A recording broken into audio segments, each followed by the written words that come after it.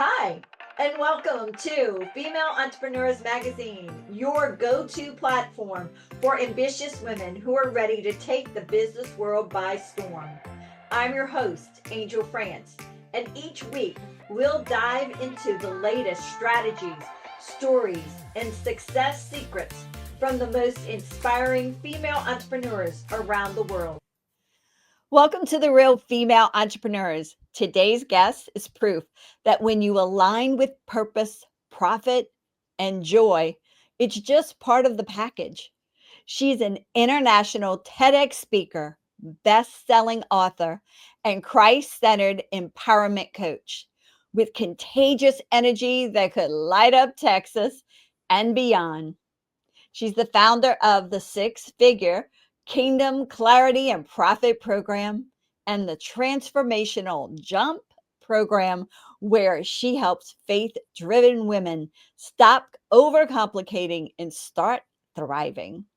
With a miraculous testimony and unstoppable passion, she's pure purpose wrapped in sparkle and strength. Please help me welcome the most radiant Nikki Cruz. Welcome, Nikki.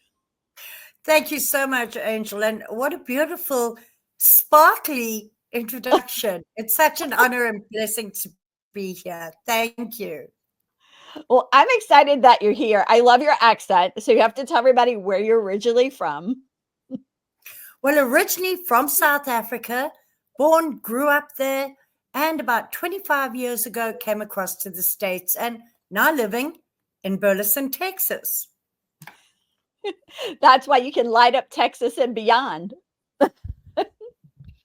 Yep. And we had a short stint in California, short in 25 years short or thereabouts before we moved to Texas. Texas is just a lot more like South Africa, like home in a lot of ways. So that's amazing. So, okay, let's talk about your sparkle story because this is a pretty unique story. So, can you tell me, please, what brought you to become the entrepreneur that you are today? I'm sure it just didn't magically happen. oh, there was lots of magic in it, but it didn't just happen all at once. It took time to nurture and grow. I was in a wheelchair. I was in a wheelchair for 11 years.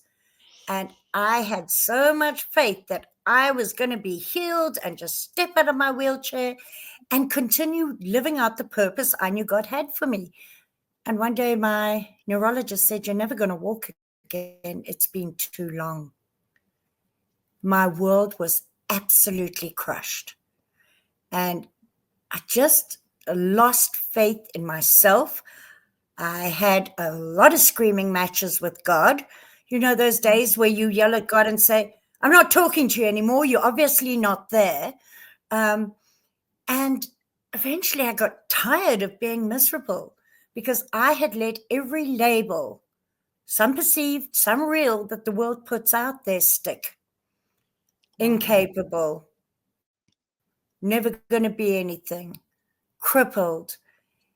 And I got mad. I got tired of being mad. And I said to God, I will be the best version of myself, whether I'm in a wheelchair or walking. And that birthed in me an understanding of joy, how healing joy is, and how much of a life and leadership strategy it is. And at first, that didn't birth my entrepreneurial journey because I was not going to be a coach. It wasn't my lane. That's not what I was called to. And then I realized that's what I was doing the entire time. And at that point, because I had discovered that in that wheelchair, I didn't think I could do anything. How could I impact the world? But I realized the power of my smile, the power of joy. And especially being in those very challenging circumstances, when I did smile, it had such an impact on people. So it served me and it served others. And I very soon became known as the Joy Junkie. And to this day, I'm still known as the Joy Junkie. And God I'm took me on definitely this going to call journey. you the joy. I'm sorry. I'm definitely calling you the joy junkie. Oh, yeah. And, I say to people, I'm a Jesus freak and I'm the joy junkie. And Jesus might not be your jam, but joy gets to be everybody's jam. And I'm going to share a little bit more of that story because you might notice I'm not in a wheelchair anymore. And I'm Yeah, not you're just not. sitting upright on my chair. I wasn't just in a wheelchair, I was strapped into a wheelchair. I couldn't feed myself, dress myself, brush my hair. I could do nothing for myself. I tremored consistently and I had agonizing spasms and just contortions of my body. And one day I was miraculously healed and I walked without realizing it. And boy, did the joy then begin to explode. You think? So that's the sparkle story, because when we choose joy, when we choose not to let ourselves be defined by our circumstances, we have more to give the world. So that's where my entrepreneurial journey got seeded in, because that's what I help other people to see. Their joy. Oh my God. In the middle of the junk, you become the joy junkie in their life. Oh my God. Yeah. And the only thing I'm addicted to is passion, purpose, and faith being in alignment. So it's a safe joy junkie. JJ, right? JJ, that is cute. That is cute. So now you're coaching, correct? Yes. Yes. And I And I help female Christian entrepreneurs find the joy in their journey, because we get into business not to be miserable and burnt out and full of stress. And especially when we align our faith, passion, and purpose, we should be having joy. But we get so caught up in the daily to-dos. And when we don't have joy, it means we're out of alignment.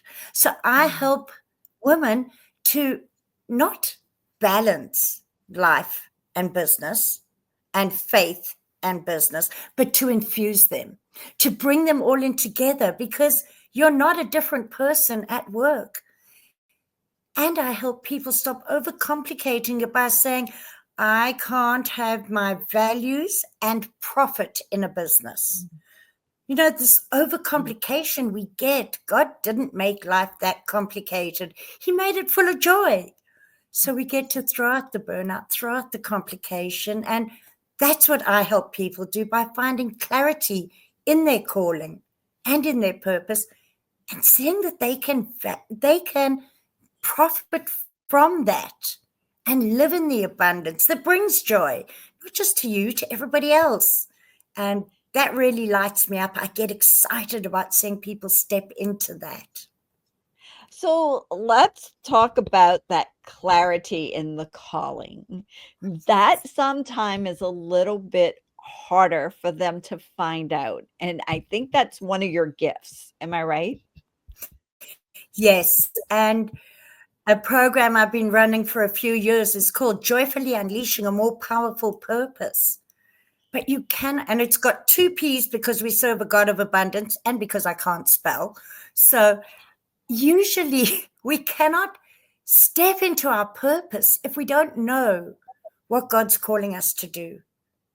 Our calling is only found or recognized when we have clarity on our purpose and what God created us for. And I really am gifted in helping people pull out and see exactly where their gifts and talents lie, that they can align it with what's already in their hand, their experience, their strategies, things they know, to form a solid concrete business idea and move forward. That clarity, if you don't have clarity, you're ending up wandering around in the desert like those Israelites for 40 years, running your business and wondering why you're not having fun, why you're not passionate anymore, because you're not actually heading anywhere. You're just doing the things. And that's boring. Let's face it. I can't do boring. I'm sorry. Yeah. Mm-mm. Everything you've been through, okay? We've been through sickness, we've been through building business, we've been through helping women, TEDx speaker and beyond, and building these fabulous programs. What would you go back and tell your 18-year-old self? I would tell her to stop trying to prove herself to the world, prove that she was worthy, because your worth is given to you when you're born. It's yours to steward, it's yours to nurture. And I really would encourage my 18-year-old self to not worry so much about what other people think, but to stand firm in my own values and not let the labels of the world stick, because they're going to be out there. It's not that people put labels on us, it's that we let them choose. We choose to let them stick.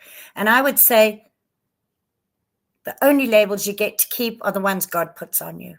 And those are all beautiful. So Oh, when you yeah, because say yes, you move forward. yeah, because labels, or people can put labels on you. You've been labeled, you said, and oh my God, but if you don't accept them and you know what your worth is, you just Yeah. can move forward. Yeah. And I And mean, it's a game changer. and in addition to that, we put labels on ourselves. We limit ourselves. We put labels on ourselves. And when you're aligning your faith with your purpose, you see that it's bigger than you, and you can rip those labels off and replace them with the labels God's given you. You can replace the labels that you've put on yourself incorrectly by going in faith to God, hearing what He has to say. And sometimes it's a big shift, sometimes it's a faith shift, sometimes it's a mindset shift, because we get so used to and so conditioned that we should be a certain way. There are so many stories about how I think particularly as women and as women entrepreneurs, how you should behave. And I think, Angel, you're a little like me. You don't like to be put in a box. No boxes here. You know, I am not anybody else's box. I'm my own unique being, and I can only serve people in my own unique way. If I try and do it anybody else's way, I'm not serving at my best level, and that robs the people I serve. Mhm. I So mean, so that's a many big one. there's so many nugget and bomb drops here. But so you already talked about labels, you already talked about not being put in the box. So many strategies, techniques, and decisions, mindset decisions that they have to make.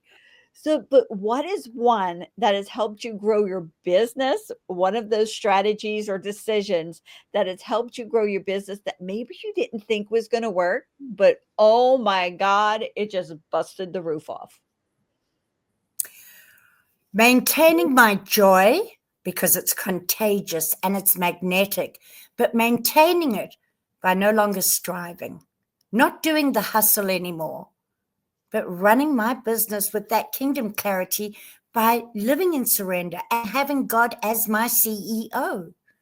He is more invested in me and my business than anyone else ever would be. So I get to ask him every day what his ideas are, what his input is for my business. Instead of striving and checking all the boxes and doing 600 reels and trying to beat the algorithm, I just step into alignment with God, who's the creator of my business, the CEO, the founder. And yeah, sometimes I don't really listen to what he says because, none of us are perfect. Don't have my angel wings yet. None of us are perfect. So we fall short. But unlike any of the worldly targets we're trying to meet or partners we're trying to accommodate, God's grace is endless. And when you make a mess and then you're crying in the corner because you really messed up, he just says, come, let's try again. Let's do it a different way. Whereas what we know in the entrepreneurial battle is get up and do it again, do it again, do it again, do it again till you get it right. And it's exhausting. So shift, make that shift from striving to surrender. And if that's surrender to your passion, surrender to your passion instead of to what everybody else says you should be doing. That should is a dirty word in my book. Yeah, they shouldn't. And whenever anybody talks about giving it to God, it just reminds me of the song, Jesus, Take the Wheel. Just take it because I can't do it anymore. Help me. Yeah. And it makes perfect sense. I have a little picture that came to mind one day, and it often comes to mind again. It's like you're driving a car and you've got the world's best mechanic in the car, in the passenger seat of your car. Your car breaks down and you get out and you start calling AAA and you start calling for a mechanic. And there's that mechanic standing right next to you. All you need to do is ask him to help you. But no, you want to spend the time fretting and calling every other mechanic to see if they're available. And it's right there. The place, your help, your clarity, your peace and sanity. And if any of you tell me you've never had insane moments as entrepreneurs, I question your entrepreneurship, because we've got to be insane. We've got to have those moments of just thinking out the box and taking the risks. If you never take the risks, you never grow. So sometimes you just need that hand holding. For me, God is my hand holder. And now and then I forget to ask him to join me and tell me which parts in my engine to move to make the car go again. And I just start plugging it in and the engine blows up. But when I do ask him, he keeps me going, gets me back on the road straight away. So you talked a little about insanity, and oh my God. Oh my God. Yeah. We sometimes do have a little bit of insanity. So let's talk about the woman who is believing the insane myths that people say about female entrepreneurs. What do you wish these women would kick to the curb and stop believing? First of all, that there is a mold you have to fit. If I say to my people, if you are looking for a coach who's going to come and meet you in a pencil suit and high-heeled shoes, and you're not for me. So that's the first thing. The second thing is that there is so much competition out there. There's no competition. There's only one you. You are not competing with anybody else. You can collaborate with other people. You can join together, but you are designed to serve a certain group of people, bring a certain product forward. Nobody else can do that but you. So this whole thing of, there's too much competition. And third is, especially as a Christian entrepreneur, you cannot profit from your calling. We serve this incredible God of abundance. People are too scared to charge for their services or charge too much for it. If you're not giving value, you shouldn't be charging for it. It doesn't matter how much or how little. But we serve a God of abundance. He wants you to serve with abundance, and he wants you to live in abundance. And if you are not making money, how does it represent the king of your kingdom or your father? Because he's not a poverty-stricken king. And when you are living in lack and living in need, you don't represent him well. So stop thinking you can't charge. Stop thinking you're not worth it. And step up there and get rid of that paranoia. Throw out the comparison completely. You are cut out for this. You are made for this. If you have the passion for it, that's your purpose. If you've got no passion for it, don't be an entrepreneur. Don't do anything you don't have a passion for, It's probably not your calling then. If you don't have a passion for it, it's probably not your calling. That's it. Yeah. Yeah. And if your passion's waning, look at where you've lost your joy. Because your joy is what will feed that back to you. Your joy. If you're losing your joy, oh, that's a big one. I should have mentioned that first. That this is a difficult journey. That's hard work and no fun. And it's not what you become an entrepreneur for. You become an entrepreneur for the freedom and the ability to make your own choices. Yes, it takes work. It takes hard work, but it shouldn't be a miserable journey. So if you're losing your joy, get back to your alignment because it is fun. And you're as good as any man out there. You're not any man out there, but you're as good as because you are serving your purpose.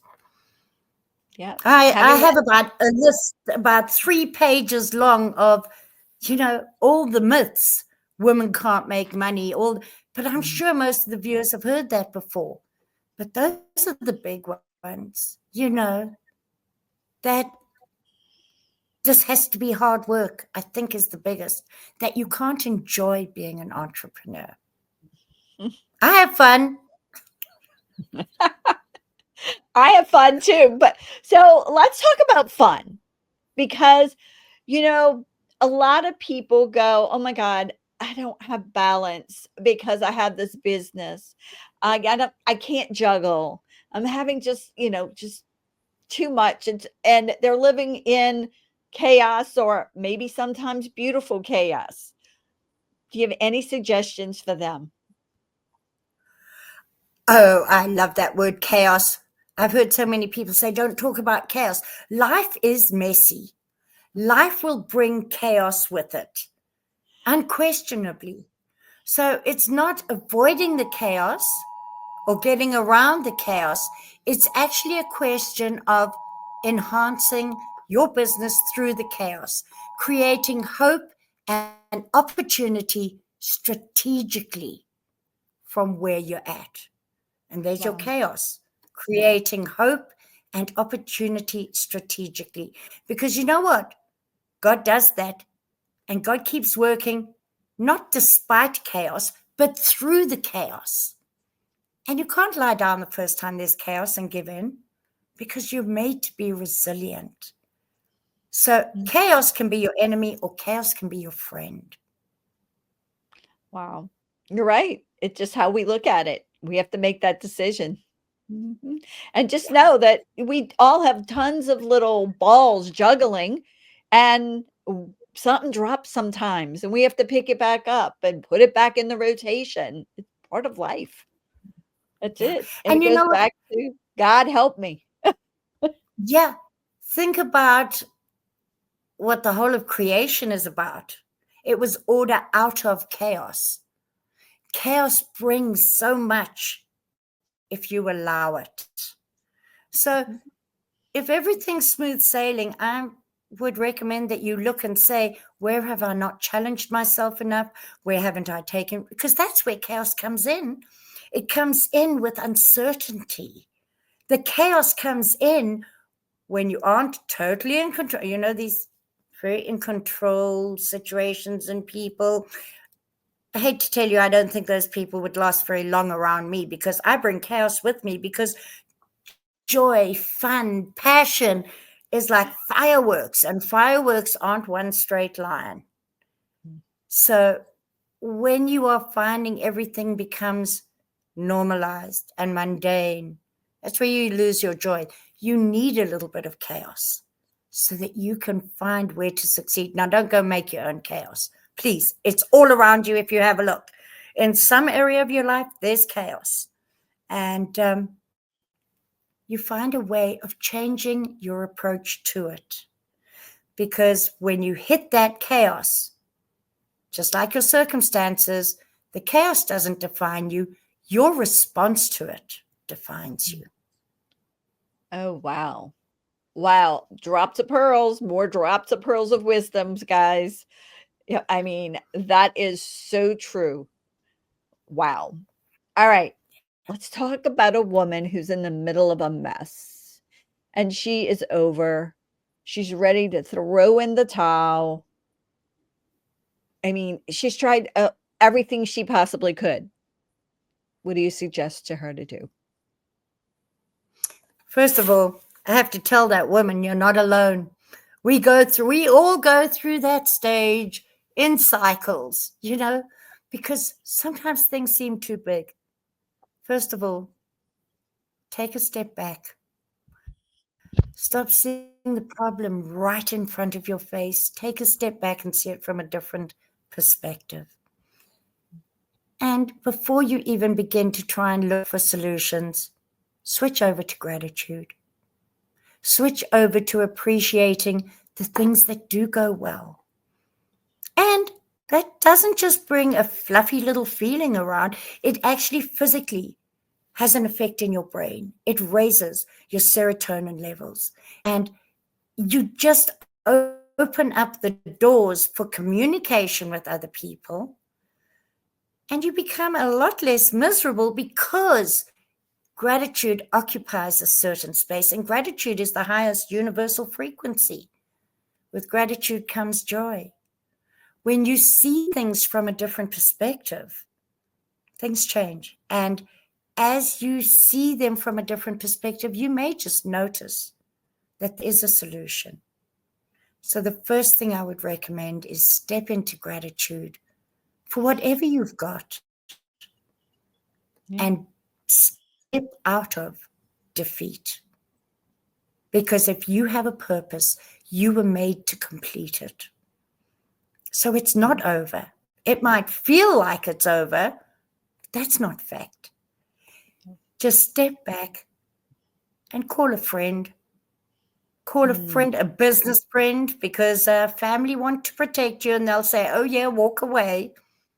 Call a business friend who believes in you and borrow a little bit of their faith in you for the day.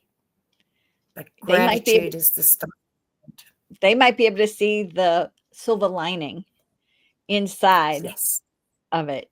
And I mean, sometimes, guys, gratitude is even in the mess. You have to be in that mess. You have to be grateful for that mess to be able to come out of it, to see what really needs to happen.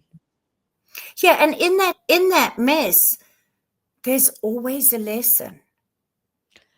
There's always a lesson whenever there's a challenge. So for me, I stop and I say, God, what do I get to learn in this moment from this or through this?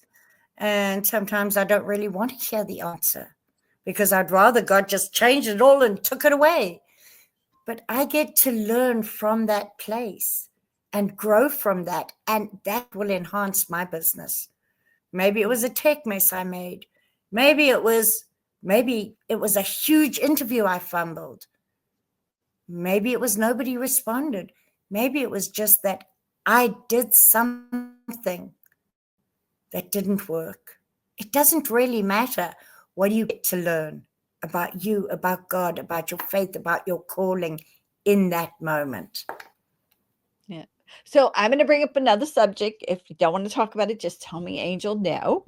And I'm being in a wheelchair for how many years? 11 years. And I'm happy to talk about it because it's gone. And that was a growth and learning time for me. Yeah. And I'm sure there was some gratitude in there. There was a reason that, yeah. It was quite a journey. I actually had an asthma attack, a very severe asthma attack. And we thought I was fine. I was in Stanford Hospital and they kept me overnight for observation. My heart rate was running really high. It was like 197. The restroom. And my heart rate went nuts and I started shaking. Until then, I'd been fine. And it was, I to this day remember that moment as the alarms on the monitors started blaring. My IV pole went flying over and I just had no control over any of my limbs and this incredible shaking and spasming. And every limb went flying in a different direction. And I thought that was going to go away as fast as it started. well, 11 years later, I was still waiting for it to go away. But during that period of time, there were many ups and many downs. And something that I am actually extremely grateful for is I built a relationship that was so close to God because I was so difficult to be around that very few people were still around. So although there was a negative in that, and it was a very lonely time because I would have found it difficult to be around me, but I didn't have a choice. However, number one, my joy continued. My faith was strengthened. And I just saw God moving in my heart, in my life, in such an incredible way. He was the only constant in my life at that point. He was always there for me. And I had to learn to be a little bit more self-disciplined because a lot of stubborn moments. I wanted to do things that I couldn't do physically, emotionally, or otherwise. I wanted to move my living room around, and I was stubborn. So I would put the brakes on my wheelchair and try and push the furniture with my feet. And I soon learned that there are certain things that you just don't do on your own, no matter how stubborn you want to be, no That's matter one how of them. resilient you want to be.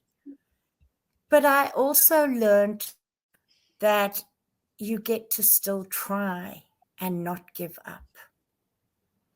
You And definitely did not give up. You definitely did not give up. no. And when they said to me, "You'll never walk again," I was furious with God. But when I chose to do it differently, the biggest thing I learned was that I got to choose who I was.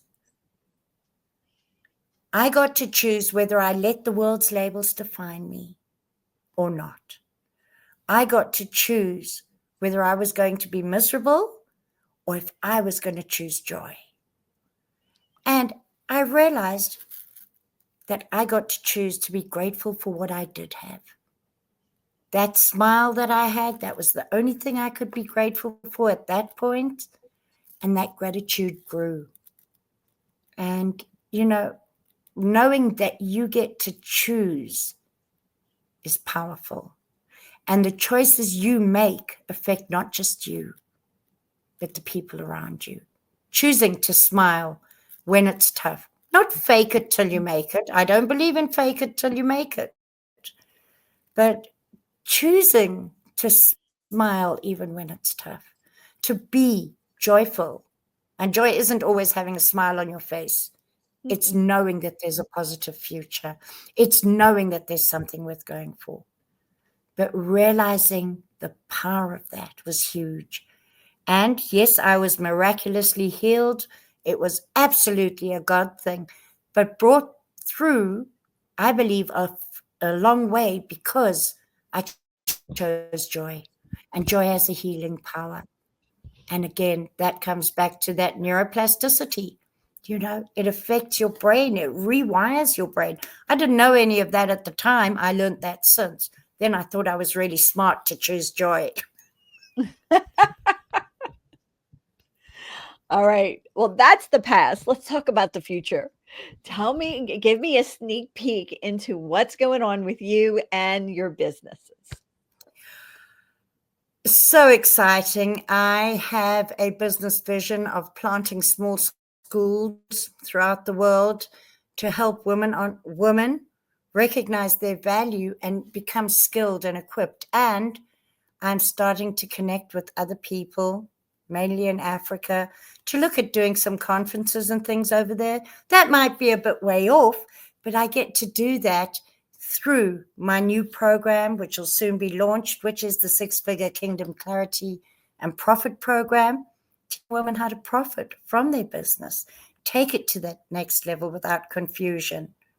And that really is the biggest next step, but also my podcast, new podcast. It's been on pause for a month, but we're coming back with amazing guests on the Entrepreneur's Joy Inspired podcast about running kingdom businesses, just learning from Woohoo! other people with experience. So, Yeah, exciting. That's going to be so fabulous. I'm excited about that for you. All right. Tell me, I mean, we already know a lot about you, but can you tell me something unexpected? Surprise us. What else is there? oh, I'm a little bit of a creative, but I'm hugely creative. So, if that makes sense to anybody, you'll know what I mean. And I'm looking at launching a line that goes with my business that expresses my creativity, doing more of my actual beadwork, doing more subscription boxes. That's still to come in the future. But I have to tell you, my funniest story is that I am a springboard diver. I dived in the South African National Championships when I was 15 years old. I came last because I'd only just started diving, but I dived. So I fell off the board for the last three. So something you don't know about me, and you'll see a lot in the future, is that I am a risk taker and I don't mind what other people think. So you were a diver, like from how high up? 10 meters. I didn't have all for the South African National Championships. I didn't have all 10 dives, but your feet have to leave the board for you to not be disqualified. So I stood on the edge of the board, arms out, and fell off the board and came last, but I dived. That one's great. I love that one. That's a great story. All right. Let's pump up some music. Give me some music that you love. You're going to get me bopping here without it even playing. First and favorite, CeCe Winans. You want to get yourself going in the morning? CeCe Winans' Fire. That is the most incredible, empowering song. Faith-based, but boy, that's a good beat. And the second one is when you want to just have overflow, is CeCe Winans again, I've Got Joy. Both fabulous songs, amazing songs, and they would get people up and going. It would be. All right, give me some books. I know you love your books, so give me some books. I do love my books, and I have to say, with a whole lot of levity, because it's not always serious. My first and daily read is the Bible. Scripture isn't as serious as everybody thinks. It's full of business strategy. It's full of personal advice. It's full of stories, some hairy, some cool. But you know what? It's an amazing book to read because it's filled with love. And it is God's entire love story to us. So that is my absolute favorite book, and it's my go-to for anything. And a couple of my other books are a couple that I've been part of, compilation books. The first one is The Gift of Pain. And I'm chapter 1. And this is an incredible compilation of 31 authors, all putting their stories in short form. People who have overcome adversity. Mine is my story of getting out of the wheelchair, but it's created as a journal. So with every one of those stories comes a daily journaling for people to deal with adversity in different ways. Beautiful book. And then, of course, Reboot. How to reboot when your leadership is running dry. Well, guess what? My reboot strategy is go to God. But when you get to reboot, you get to wash out all the old garbage and bring it in. But a compilation of a number of incredibly powerful leaders sharing their concept, their system to reboot. And then Awe is an incredible book, AWE. And I gone blank on the author, so you guys can go and look it up. But it is the awe of God is powerful on how we can change and shift our mindsets. So there's just a few. I could go on for a while on books, but I'll keep to those 3. 4, I meant. I'll keep to those 4. All right, what about quote unquotes? When you change the way you look at things, the things you look at change. And I know that for fact because I changed the way I looked at things, and it changed the way I looked at things from being in a wheelchair to look at them from standing up. So it works. When you change the way you look at things, the things you look at change. Wow. And do you have a quote? I have a quote. Give me yours. Joy stands for joy. Just own yours. Your joy is your responsibility. Don't blame anybody else that you don't have it. It's your responsibility. Choose it. Wow. All right. Even a little bit more fun here. If you had a superpower for just 24 hours, what would it be? Oh, that's easy. Teleportation. Can you imagine visiting South Africa to see my family, Uganda, and then maybe a little visit up to heaven and then back to carry on serving and do my ministry? What an amazing superpower that would be. So, all right, you already have so much motivation. It oozes out of you because of the joy. But wonder if there was a day where you just was like, okay, and you just didn't want to do anything at all. I mean, we get this ways, don't we, sometimes? What would you do to get motivated and revved up? I would put CC Winans Fire on. That's one thing I would do. But the second thing I would do is go into praise and worship and gratitude. Be intentional about choosing gratitude. And then I would actually start doing some crafting, some drawing, some painting, some just for no purpose, just fun crafting with my worship music on. And beadwork, obviously beadwork, right? Yep.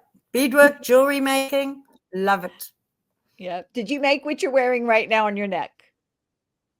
I didn't actually. That's not Okay. what I made, but I think I appreciate doing beadwork now because it was something I kept trying to do when I was in my wheelchair, Mhm. but I had these tremors. So it was this endless mismatch. It was rather frustrating. So now I enjoy being able to do it. And I make my own beads out of polymer clay and Fimo clay and things. Oh, Um, wow. so I have fun. I have fun. Yeah. Yeah, creative, totally. All right. What is the best way for our audience to stay connected with you? You're so amazing. I mean, they're gonna fall in love. Well, thank you. The easiest and best way is on Facebook. Just Nikki Cruz on Facebook, and I think it's nikkicruz.7. That's the best way. You'll see me all over the place. The Joy Junkie I have a buddy called Jibber, who's my co-host, who I, funnily enough, don't have sitting next to me, but he's got a long neck and he's got big eyes and a face that you see on some of the posts. That's Jibber. Or the website, joyinspired.com. That's amazing. And I think you have a giveaway in there too for them. I do. You know You those want days when you're just not feeling so good, and this giveaway is called the Joy Reset. And it's a downloadable PDF that will give you some strategies to reset your joy so that you can become more magnetic with your joy.